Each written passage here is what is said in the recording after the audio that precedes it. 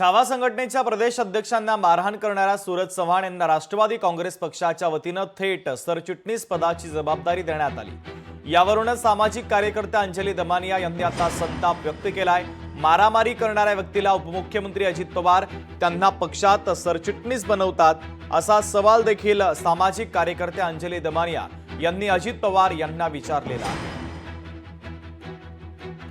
कठोर निर्णय घेऊन सूरज चव्हाणांना राष्ट्रवादी पक्षाने बाजूला केलं आणि असं ट्विट हे अजित पवारांनी 21 जुलै रोजी केलं आणि एक्झॅक्टली 23 दिवसानंतर पलटून म्हणजे जे युवक अध्यक्ष होते त्यांना प्रमोशन देऊन सरचिटणीस केलं। तर आता अशा पक्षाला काय म्हणायचं, अशा पक्षाचे नेते म्हणजे अजित पवारांना काय म्हणायचं आणि त्या पक्षाच्या अध्यक्षांना काय म्हणायचं।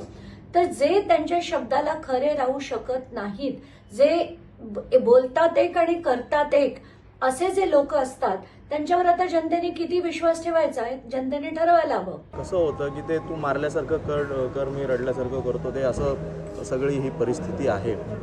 खरं तर जे काही आंदोलन तटकरे साहेबांच्या विरोधात झालेलं आहे लोकशाही पद्धतीचं आंदोलन होतं। आम्ही आता सत्तेत आहोत, जर तुम्ही आमच्या प्रदेशाध्यक्षांच्या विरोधात बोलाल तर आम्ही तुम्हाला मुक्के देऊन मारू आणि म्हणून त्यानंतर संपूर्ण शेतकरी जनतेचा सगळा रोष उद्भवलेला आहे। त्यानंतर तो राजीनामा घेतलेला।